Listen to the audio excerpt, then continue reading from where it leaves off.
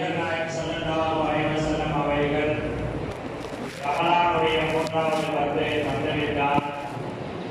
நீங்கள் அல்லாஹ்விடத்தில் அதிகமாக அல்லாஹும்ம அஜிர்னி மினன் நார், அல்லாஹும்ம அஅதிக்னா மினன் நாரி வ அத்கில்னல் ஜன்னத யா ரப்பல் ஆலமீன். ரமலானுடைய 3வது பத்து வந்துவிட்டால் நீங்கள் அல்லாஹ்விடத்தில் அதிகமாக நரகத்தை விட்டு பாதுகாப்பு தேடுங்கள், சொர்க்கத்தை அதிகமாக கேளுங்கள் என்பதாக நபி அவர்கள் நமக்கு சொல்லி காண்பித்திருக்கின்றார்கள்.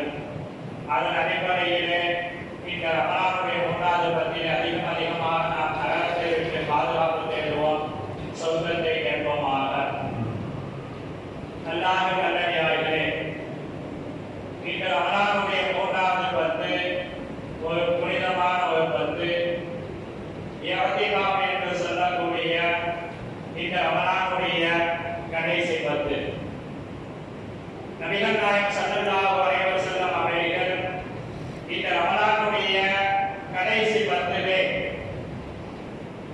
நபி அவர்கள் மதீனாவிலே 10 வருடங்கள் வாழ்ந்தார்கள். 10 வருடமும் பள்ளிவாசலிலே ரமலானுடைய கடைசி 10 நாள் இஅ்திகாஃப் செய்கின்றார்கள். இஅ்திகாஃப் என்று சொன்னால் பள்ளியில் தங்குதல்.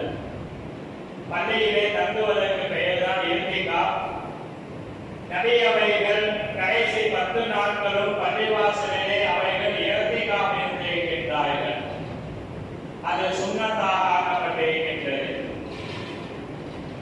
எந்த அளவுக்கு என்று சொன்னால், ரமலானுடைய கடைசி 10 நாட்கள் வந்துவிட்டால் நபிகள் நாயகம் ஸல்லல்லாஹு அலைஹி வஸல்லம் அவர்கள் தங்களுடைய கைதிகளை அவைகள் இறுக்கமாக கட்டிக் கொள்வார்கள். நாம ஒரு வேலைக்கு போயிட்டோம்னா கைதியை எப்படி நாங்க இறுக்கமாக கட்டிக்குவோம் பாருங்க. அந்த மாதிரி ரமலானுடைய கடைசி 10 நாட்கள் வந்துவிட்டா நபி அவங்க என்ன செய்வாங்க, கைதியை நல்லா கட்டிக்குவாங்க. நம்ம நல்லா கைதியை கட்டிக்கிட்டு ஒரு வேலையை அப்படியே முன்பமா இறக்குவோம் பாருங்க. அதே மாதிரி ரமலானுடைய கடைசி 10 நாட்கள் நபி அவர்கள் தன்னுடைய கைதிகளை கட்டிக்கொண்டு அவைகள் இந்த இஅ்திகாஃபிலே இருந்து விடுவார்கள். நபி அவர்கள் மட்டுமல்ல, தன்னுடைய மனைவிமார்களை இஅ்திகாஃப் இருக்க சொல்லுவார்கள். ரமலானுடைய கடைசி 10 நாட்களிலே நபி அவர்கள் இஅ்திகாஃப் இருப்பார்கள். தன்னுடைய மனைவிமார்களை இருக்க சொல்லுவார்கள். தன்னுடைய மனைவிமார்களை எழுப்பி விடுவார்கள் நபி அவர்கள். அப்படிப்பட்ட ஒரு புனிதமான இந்த நாட்கள் தான் ரமலானுடைய கடைசி 10 நாட்கள். இஅ்திகாஃப் என்பது 3 வகையாக இருக்கின்றது. ஒன்று வாஜிபு, இரண்டாவது நஃபில், மூன்றாவது சுன்னத் முஅக்கதா கிஃபாயா. வாஜிபான இஅ்திகாஃப் என்று சொன்னால் நாம் நேர்ச்சை வைப்பது. எனக்கு உடம்பு சரியில்லை, எனக்கு உடம்புக்கு முடியல, எனக்கு நோய் சரியாயிடுச்சுன்னா நான் 10 நாள் இஅ்திகாஃப் பள்ளிவாசலில் இருப்பேன். என்னுடைய காரியம் இந்த காரியம் நிறைவேறிச்சுன்னா நான் ஒரு 2 நாள் பள்ளிவாசலில் இஅ்திகாஃப் இருப்பேன். இப்படி நேர்ச்சை வைப்பது. நேர்ச்சை இஅ்திகாஃப்க்கு பெயர் வாஜிபான இஅ்திகாஃப். ஒரு நாள் இருக்கலாம், 2 நாள் இருக்கலாம், எத்தனை நாட்கள் முடியுமோ அத்தனை நாள் இருக்கலாம். இதுக்கு பெயர் வாஜிபு. அதே போல நபிலான இஅ்திகாஃப் இருக்கு. நபிலான இஅ்திகாஃப் என்று சொன்னால் எதுக்கு சொன்னா, நீங்க எப்ப பள்ளிவாசலுக்குள்ள நுழைவீங்களோ அப்ப நியத்து வச்சுக்கலாம்.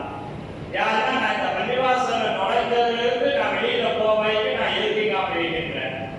இப்ப ருஹருக்கு நம்ம உள்ளுக்க பள்ளிவாசலுக்குள்ள வரட்டா, யாருன்னா நான் ருஹர்ல இஅ்திகாஃப் இருக்கேன்னு சொல்லிட்டு அசல் வரைக்கும் இருக்கலாம். இல்லாட்டி ருஹருக்கு முன்னால வந்துட்டு ருஹருக்கு போலாம். எப்பயெல்லாம் நீங்க பள்ளிவாசலுக்குள்ள நுழைகின்றீர்களோ அப்பொழுதெல்லாம் நீங்க நியத்து வைத்துக் கொள்ளலாம். வருஷம் 365 நாள் பள்ளிவாசலுக்குள்ள நீங்க நுழைகிறீங்களா, அப்ப நியத்து வச்சுக்கலாம். யாரெல்லாம் இஅ்திகாஃப் நான் நியத்து வச்சிருக்கேன் என்று சொல்லிட்டு நீங்க ஒரு அரை மணி நேரம் உட்கார்ந்துட்டு போலாம். அதுவும் இஅ்திகாஃப் தான். இது நபிலான இஅ்திகாஃப். மூன்றாவது ஒரு இஅ்திகாஃப் இருக்கு. அதுதான் சுன்னத்தே முஅக்கதா கிஃபாயா. சுன்னத்தேனா வலியுறுத்தப்பட்ட சுன்னத்து. சுன்னத்து என்பது வழமையால் செய்வதற்கு. சுன்னத்தே முஅக்கதா நபிகள் நாயகம் ஸல்லல்லாஹு அலைஹி வஸல்லம் அவர்கள் விடாம வழமையாக செஞ்சது. அதற்கு தான் சுன்னத்தே முஅக்கதா கிஃபாயா. சுன்னத்தே முஅக்கதா 10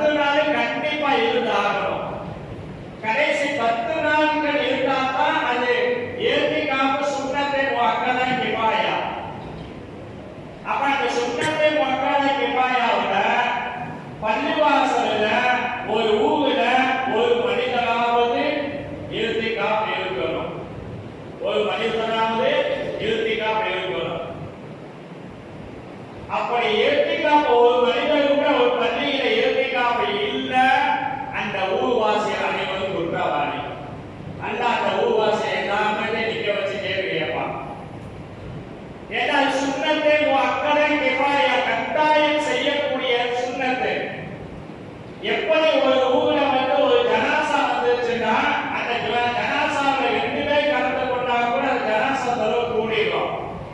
ஒரு ஜனாசா வந்ததுக்கு பின்னால் யாருமே அந்த ஜனாசாவை கலந்துக்கலாமே அந்த ஊர்வாசிகள் அனைவரும் குற்றவாளி. அதே போலதான் ஏத்திகாஃபுடைய சட்டமும் இதுதான். ஒரு ஊரிலே ஒரு மனிதனாவது ஏத்திகாஃப் என்பது இருக்க வேண்டும்.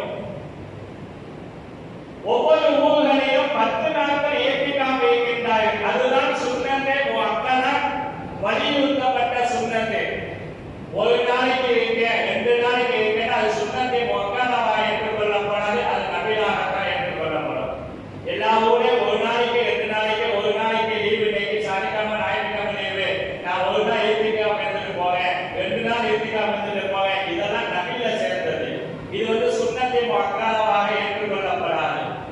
ஆகையால் இது வலியுறுத்தப்பட்ட சுன்னத்தை கடைசி 10 நாட்கள் கட்டாயமா இருக்க வேண்டும். யாராவது ஒரு மனிதரை நாம் இருக்க வைக்க வேண்டும். ஒரு நாள் இருக்கின்றார் என்று சொன்னால் அது நபிலாகத்தான் ஏற்றுக்கொள்ளப்படும். அப்படி ஒரு மனிதரும் இல்லை என்று சொன்னால் பக்கத்து ஊரில் உள்ள ஒரு மனிதராக கூப்பிட்டு வந்து நம்ம வைக்கணும். காசு கொடுத்து வைக்கணும். காசு கொடுத்தது இது வந்து அல்லாஹ்வுக்காக வேண்டி செய்ய வேண்டிய, ஆனா காசு கொடுக்காம அதை ஒரு நாளைக்காவது இருக்க வைக்கணும். இல்ல என்று சொன்னா அந்த ஊர்வாசி அனைவரும் குற்றவாளியாக ஆக்கப்படும். அல்லாஹ் நாளைக்கு கேள்வி கேட்பான். அப்ப சுன்னத்தே முஅக்கதா, வாஜிபான இர்திகாஃப், நபிலான இர்திகாஃப், இந்த 3கள் இருக்கின்றது. 10 நாட்கள் இருப்பது சுன்னத்தே முஅக்கதா. அதே போல பெண்களை பொறுத்த வரைக்கும் இர்திகாஃப் பெண்கள் இருக்க வேண்டும் என்பதாக அவைகள் நியத்து வைத்தால், பெண்கள் இருக்க வேண்டும் என்று ஆசைப்பட்டால் தன்னுடைய கணவனுடைய அனுமதியோடு அவைகள் இர்திகாஃப் இருக்க வேண்டும். கணவன் அவருடைய அனுமதி இல்லாமல் இர்திகாஃப் இருக்கக்கூடாது. கணவன் அனுமதி வாங்கிட்டு நான் வீட்டில் இர்திகாஃப் இருக்கேன், வீட்டில் ஒரு மூலையில எந்த இடத்துல நீங்க தொழுகுவீங்களோ அந்த இடத்துல இர்திகாஃப் இருந்துக்கணும். ஆட்களை பொறுத்த வரைக்கும் பள்ளிவாசலுடைய உள்பள்ளியில் தான் இர்திகாஃப் இருக்க வேண்டும். எங்க தொழுகை நடக்குதோ அங்கதான் இர்திகாஃப் இருக்கணும். வெளியில இர்திகாஃப் இருக்கக்கூடாது. பள்ளிவாசலுடைய வெளி வராண்டா இருக்கு, அதுல எல்லாம் இர்திகாஃப் இருக்கக்கூடாது. உள்ளுக்கதான் இர்திகாஃப் இருக்கணும். தேவைக்கு, அத்தியாவசிய தேவைக்கு மட்டும்தான் வெளியே போக வேண்டும். என் வீட்டுல இருந்து சாப்பாடு கொண்டு வர முடியாது, ஆள் இல்லை அப்படின்னா போய் வீட்டுல போய் வாங்கிட்டு அப்படியே வந்து உட்காந்துக்கணும், வச்சு சாப்பிட்டு இருந்துக்கணும்.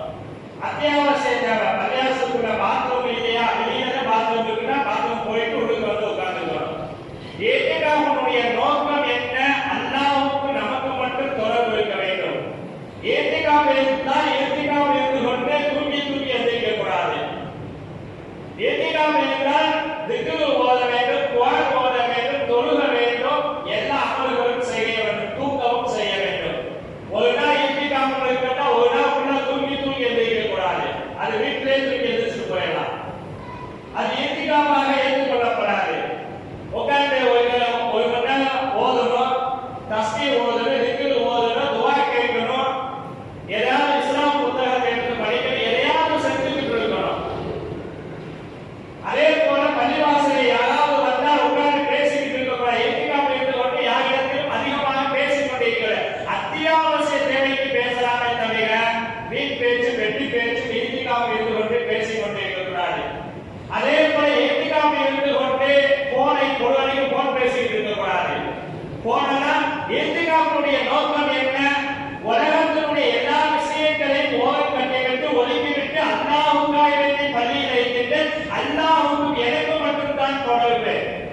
அந்த தொடர்புல நீங்க ஒழுக்க வந்துக்கிட்டு அடுத்தவங்க பேசிக்கிட்டு இருக்கிற, போன்ல பேசிக்கிட்டு இருக்கிற, அதனுடைய நோக்கமே போயிடும்.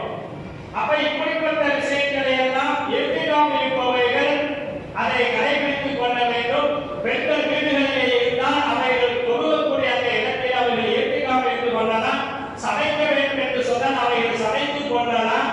சாப்பிடுவதாக இருந்தால் குடும்பத்தோடு சேர்ந்து சாப்பிடக்கூடாது. கணவனும் பிள்ளைகள் இருக்காங்கன்னா, மனைவி வீட்டில் ஏத்திகாஃப் இருக்காங்கன்னா குடும்பத்தோடு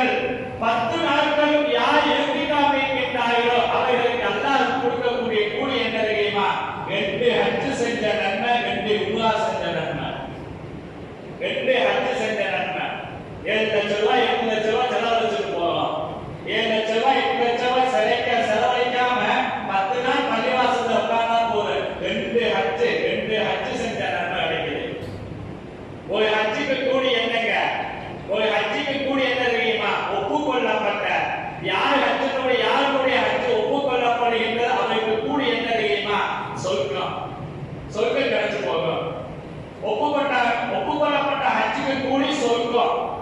அப்ப நீங்க 10 நாட்கள் பள்ளிவாசலிலே இத்திகாஃப் இருந்தால் 2 ஹஜ் செய்த நன்மை கிடைக்கிறது சொன்னா கிட்டத்தட்ட உங்களுக்கு சொர்க்க கடமையாயிடுச்சுன்னு அர்த்தம்.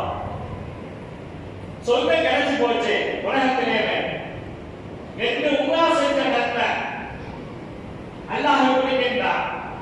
ஆகிய 10 நாட்கள் தொடர்ச்சியாக 10 நாட்கள் இத்திகாஃப் இருப்பதற்கு முயற்சி செய்ய வேண்டும்.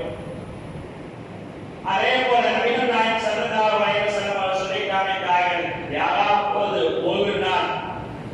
ஒரு நாள் யாராவது பள்ளி வாசலிலே ஒரு நாள் இத்திகாஃப் இருந்தால் அவருக்கு அல்லாஹ் தஆலா 3 அகலை தூரம் நரகத்தை விட்டு அல்லாஹ் தூரமாக்கி விட்டார். ஒரு அகல் என்று சொன்னால் வானத்துக்கும் பூமிக்கும் உள்ள தூரம். வானத்துக்கும் பூமிக்கு உள்ள தூரம் ஒரு அகல். இதே 3 அகலம்னா பாத்துக்கங்க எவ்வளவு தூரம். இவ்வளவு தூரம் அல்லாஹ் உங்களை நரகத்தை விட்டு தூரமாக்கி வைக்கிறான். நரகத்தை விட்டு காப்பாற்றான்னு அர்த்தம். அப்ப ஒரு நாள் இத்திகாஃப் இருந்தால் 3 அகலிகள் தூரம் உங்களை நரகத்தை விட்டு அல்லாஹ் பாதுகாக்கின்றான். 10 நாட்கள் இத்திகாஃப் இருந்தால் உங்களுக்கு 2 ஹஜ் செய்த நன்மையும் 2 உம்ராக்கள் செய்த நன்மையும் அல்லாஹ் கொடுக்கின்றான். அதே போல நபிகள் நாயகம் ஸல்லல்லாஹு அலைஹி வஸல்லம் சொல்லி காமித்தார்கள், பள்ளிவாசலிலே நீங்கள் இத்திகாஃப் இருந்தால் உங்களுடைய முன்னால் சென்ற எல்லா பாவங்களையும் அல்லாஹ் மன்னிக்கின்றான் என்பதாக நபி அவர்கள் சொல்லி காமித்தார்கள். ஆகையால் இத்திகாஃப் இருப்பதற்கு முயற்சி செய்யுங்கள், இத்திகாஃப் இருங்கள். அல்லாஹ்வுடைய நன்மைகளை நிச்சயம் நாம் பெற்றுக்கொள்ள முடியும் சகோதரர்களே. ஆகையால் நமது ஊரிலே இளைஞர்கள் இத்திகாஃப் இருப்பார்கள், இருந்தால் பெரியவர்கள் இத்திகாஃப் இருப்பதற்கு முயற்சி செய்யுங்கள். ஆகையால் பெண்கள்